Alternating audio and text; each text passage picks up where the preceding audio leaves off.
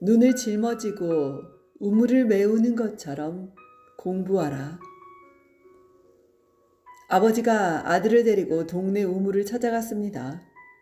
우물가엔 간밤에 내린 눈이 무릎이 빠질 정도로 수북이 쌓여 있었습니다. 아버지가 그 눈을 가리키며 아들에게 말했습니다. 간밤에 눈이 많이 왔구나. 아들아, 저 눈을 저어다 우물을 메우도록 해라. 아버지는 등에 지고 있던 지게를 벗어 아들에게 건네주었습니다. 아들은 아버지가 왜 그런 말씀을 하시는지 몹시 못마땅했지만 거역할 수는 없었습니다. 아들은 한 짐 두 짐 눈을 쥐고 와 우물에 계속 부었습니다.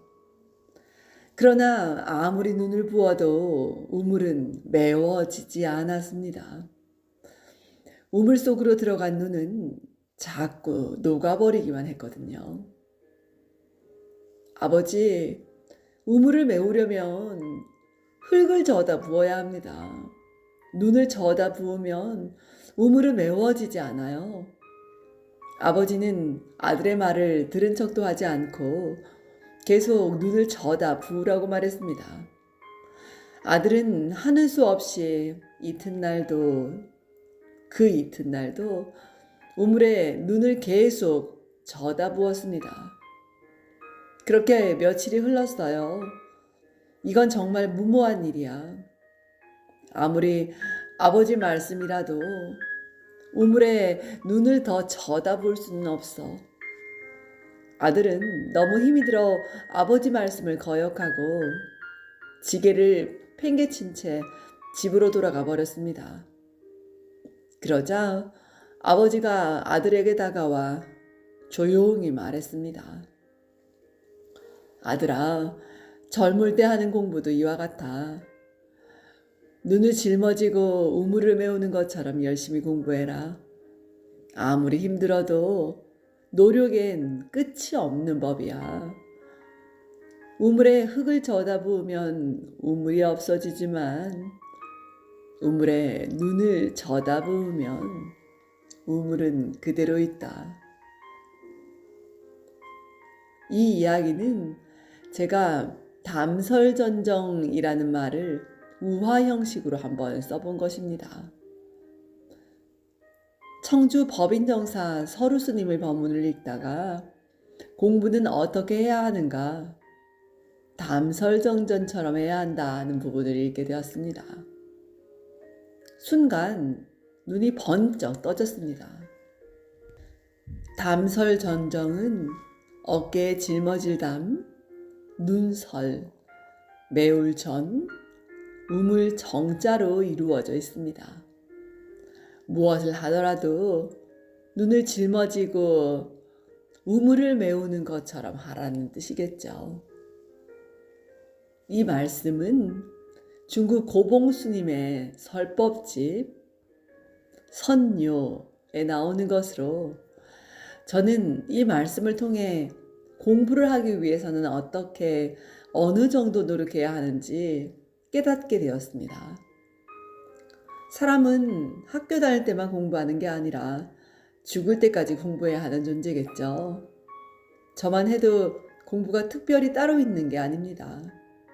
아침에 일어나 신문을 읽는 것도 공부고, 구입해야 할 도서 목록 쪽지를 들고 서점에 가서 책을 사와 읽는 것도 공부고, 어머님 말씀과 아들의 말을 귀담아 듣는 것도 공부입니다.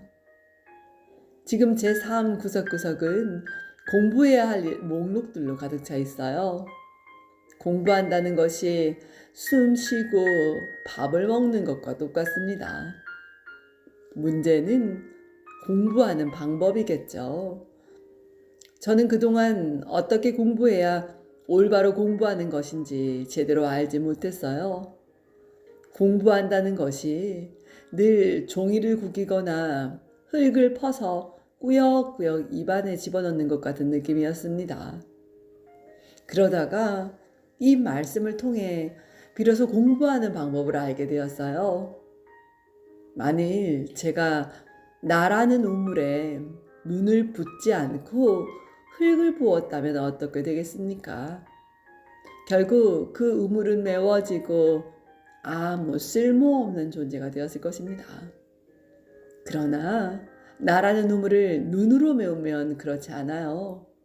아무리 눈을 쳐다보아도 우물은 우물로서 그대로 존재하겠죠. 그런데 흙을 져다 계속 부으면 그 우물은 메워져 존재 자체가 없어집니다. 나 자신이라는 존재의 우물을 메우는 방법은 비슷하지만 그 결과는 전혀 다르겠죠. 이는 공부에서 노력은 끝이 없다는 것을 일깨우는 의미도 있지만 공부한 것을 너무 드러내면 결국 나라는 존재성을 잃게 된다는 것을 의미합니다. 공부를 해도 공부한 바 없는 듯이, 그러니까 우물 속에 내린 눈이 스스로 녹아 없어지듯이 겸손하게 해야 한다는 것입니다. 공부는 밖으로 드러내기 위해 하는 게 아니라 자신의 존재성을 유지하기 위하여, 그럼으로써 인간이라는 나 자신을 더욱 아름답게 하기 위하여 한다는 것입니다. 제가 어릴 땐 집집마다 우물이 있었어요. 지금은 아파트마다 수도를 틀기만 하면 물이 나오지만 예전엔 우물물을 길어 밥하고 빨래하고 몸을 씻었습니다. 저는 어린 시절을 대구 신천동에서 보냈는데 그때 살던 일자형 기와집 앞마당에도 깊은 우물이 있었어요. 두레박으로 우물물을 길어 어머니가 일하시는 부엌 도가에 가득 부어드리는 게 제 책임이기도 했습니다. 여름이면 학교에 갔다 온 저를 어머니가 우물가에 엎드리게 하고 차가운 우물물로 목물을 해주셨어요. 그때 어머니가 내 등에 퍼붓는 우물물이 그 얼마나 시원했는지요. 어떤 때는 수박을 우물에 오래 담가두었다가 식구들과 함께 먹기라도 하면 그 차고 시원하기가 지금의 냉장고에 비할 바가 아니었습니다. 대구는 겨울에 눈이 많이 내리는 도시로 눈이 한 번 내리면 땅에도 내리고 우물에도 내렸어요. 그러나 아무리 우물에 눈이 많이 내려도 눈은 녹아 우물은 그대로였습니다. 만일 하늘에서 흙이 눈처럼 내렸다면 우리 집 우물은 어떻게 되었을까요?